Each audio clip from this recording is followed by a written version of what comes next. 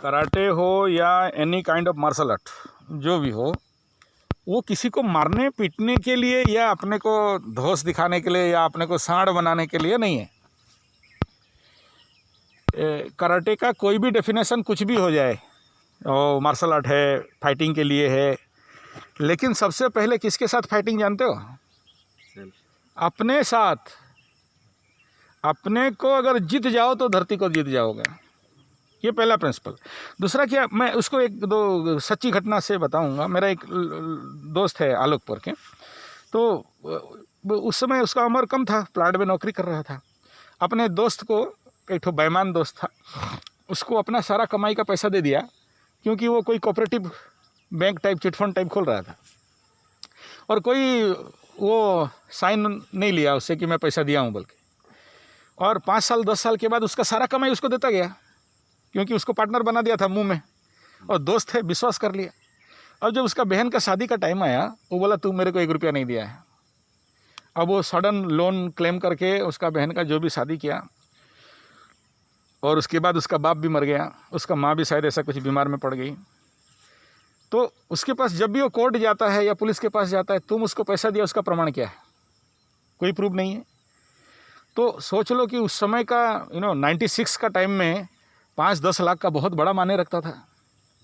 तो वो अपना लाइफ में, वो मैं एक दिन उसको सडन पूछा कि तुम कराटे सीखा तो क्या फ़ायदा हुआ, ब्लैक बेल्ट हुआ? तो वो बोला कराटे मेरे को प्रेरणा दिया कि ऐसे बेईमान कोई आदमी जो कि ठग के मेरा सारा कमाई ले लिया, उसको साथ में निरंतर लड़ा। मैं तो एक समय में आत्महत्या करने के लिए निकलने वाला था, एक समय में गिर गया मानसिक लेवल पे, लेकिन मार्शल आर्ट मुझे वो ताकत दे दिया, क्योंकि मैं इतना प्रैक्टिस किया था, इतना फाइट, इतना सारा अपने के साथ लड़ा था कि मुझे उस समय हारने नहीं दिया। और तो ऐसे ही है कि आप अपने के साथ लड़ना और जीतना, दैट इज मार्शल आर्ट। ये कभी नहीं सोचना मार्शल आर्ट मीन्स एकदम मैं पंच बालू में हाथ मार के और ये करके स्ट्रॉन्ग कर दिया और किसको मारा और दांत फोड़ दिया और उसमें मेरे को मेडल मिल गया 8-10। जैसे मैं भी बहुत सा टूर्नामेंट, साउथ एशिया टूर्नामेंट तक जाके लड़के आया, तो मेडल भी मिला, जीता भी, तो वो पड़ा हुआ है मेडल। लेकिन उसका जो एक्सपीरियंस है कि एक ऐसा टारगेट, एक ऐसा चैलेंज, उस समय हम लोगों का ऑल ओवर इंडिया में खेम सिंह टाइप बड़ा पावरफुल तो उसको मैं गिराया, तो उस समय वो सारा मेडल वो सब चला गया, लेकिन वो किस्सा याद है आज भी।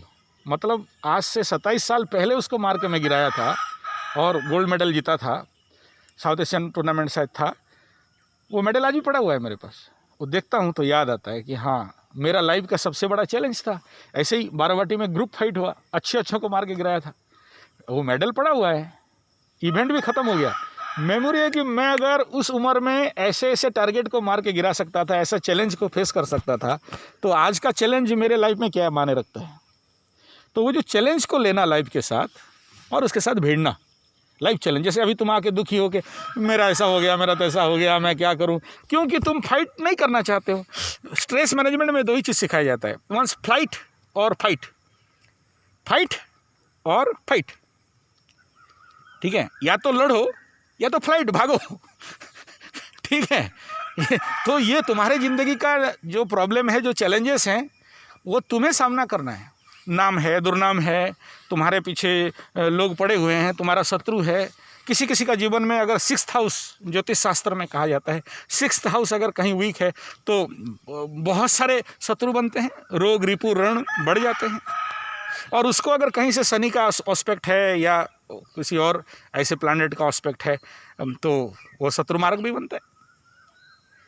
तो ये आप देख लिया कि मेरे जीवन में ऐसे शत्रु हैं या अपने घर में शत्रु है, तो उसके लिए जो फाइटिंग टेंडेंसी है वो बिल्डअप करता है। इसलिए मार्शल आर्ट बाहर से सीखना चाहिए, और कुछ नहीं।